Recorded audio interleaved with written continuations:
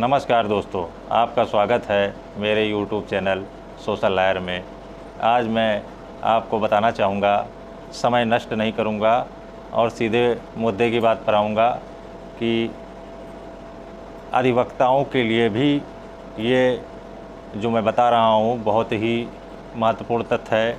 बहुत से अधिवक्ता इन गलतियों को दोहराते हैं, इस वजह से अन्य अधिवक्ताओं के भी हितों का नुकसान होता है।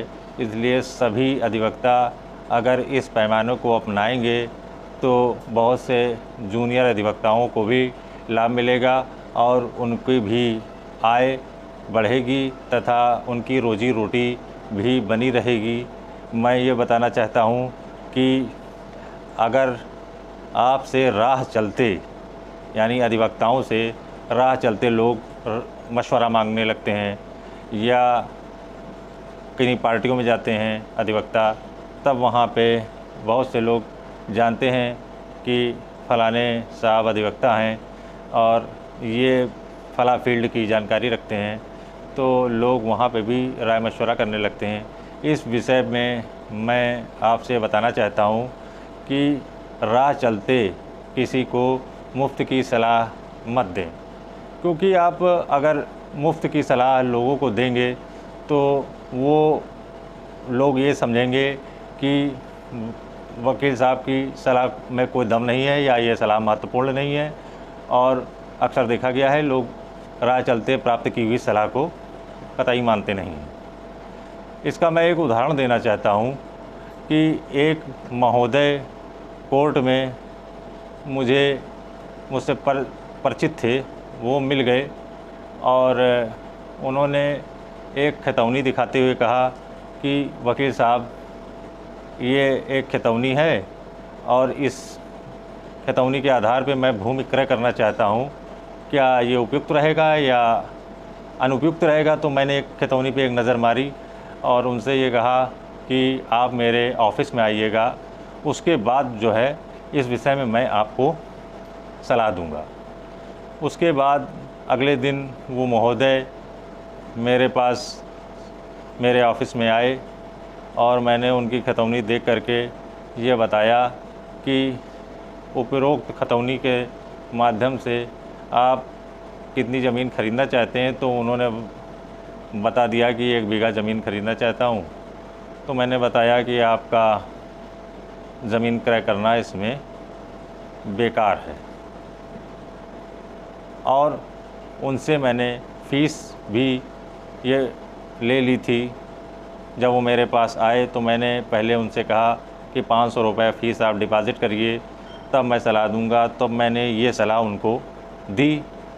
तो जब ये सलाह उनको मिल गई तो उन्होंने मुझसे ये कहा कि ये सलाह तो आप पहले भी दे सकते थे, वहीं कोर्ट में ही दे देते। लगता है आपको फ़ीस लेने के लिए ही आपने मुझे यहाँ ऑफ़िस में बुलाया था। तो मैंने हंसते हुए उनसे कहा कि अगर मैं आपको राह चलते सलाह दे देता तो आप यही उस सलाह को मानते नहीं और कई अधिवक्ताओं के पास जाते और वहाँ पे आप इसका डिस्कशन विभिन्न अधिवक्ताओं से करते रहते, रिज़ल्ट बाद में यही आता।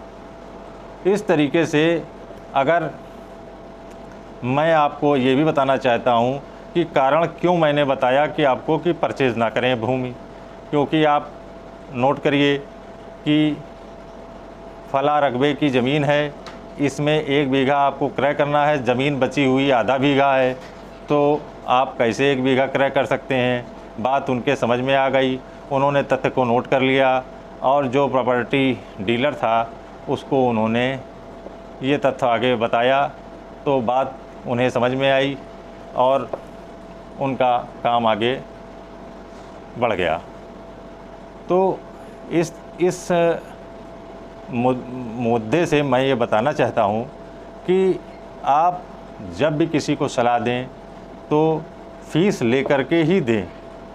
फ़ीस लेकर के दी गई सलाह से अन्य अधिवक्ताओं को भी फ़ीस लेने का अधिकार प्राप्त होगा और यह परिपाटी बनेगी कि फ़ीस लेकर के ही सलाह दी जाए। आप जैसे ही किसी शादी की पार्टी में जाते हैं या किसी और अन्य तरह के फंक्शन में जाते हैं, तो आपसे जो परिचित लोग होते हैं, जो जानते हैं कि ये वकालत करते हैं, तो वो खाना खाते खाते आपके नज़दीक आ जाते हैं।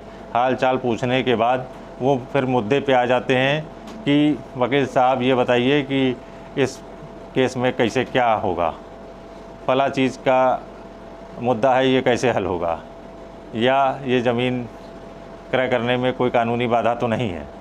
तो इस तरीके से आपसे मुफ्त की सलाह लेने का प्रयास करते हैं। तो आपको चाहिए कि आप सीधे सीधे उनसे ये कह दें कि देखिए, मैं पार्टी एंजॉय करने आया हूँ और ये फंक्शन अटेंड करने आया हूँ। अगर आपको कोई सलाह लेनी है या आपको किसी बारे में जानकारी हासिल करनी है तो आप मेरे ऑफिस आइए, वहाँ पे मैं आपको सलाह दूँगा। और आपसे सलाह लेने जो लोग आते हैं अक्सर वो परिचित लोग होते हैं।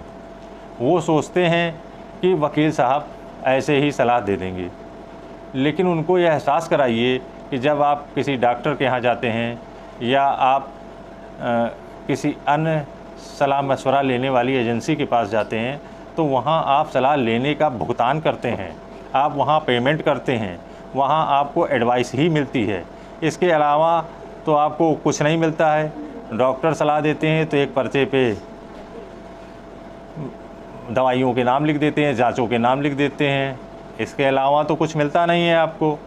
उसी तरीके से अधिवक्ता के पास आते हैं तो वहाँ पर भी आप सलाह देते हैं, जो सलाह उस व्यक्ति के काम आती है और वो सलाह उसके लिए बहुमूल्य होती है।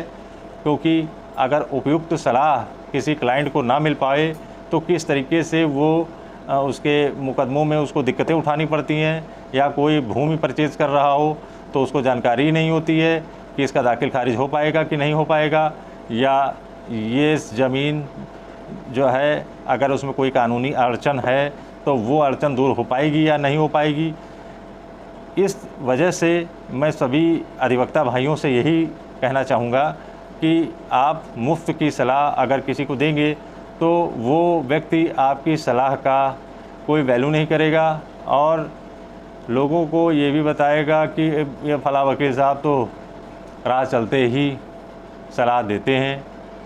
तो मैं उन नव युवक या नव आगंतुक अधिवक्ताओं से भी कहना चाहूँगा कि मुफ्त की सलाह देने से परहेज़ करें, क्योंकि वो सलाह को समाज सम्मान नहीं देता है।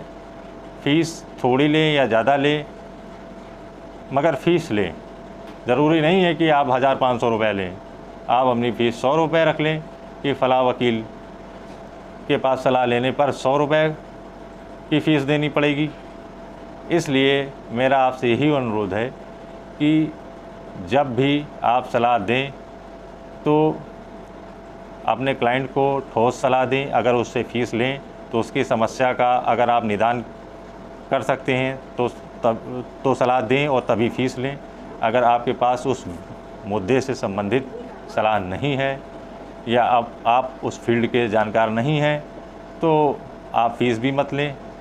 उनसे कह दें कि आप कहीं और इस मामले की सलाह ले लें। इसलिए मेरा यही मानना है कि मुफ्त की सलाह से दूर रहें और समाज को जागरूक करें, अधिवक्ता समाज को जागरूक करें।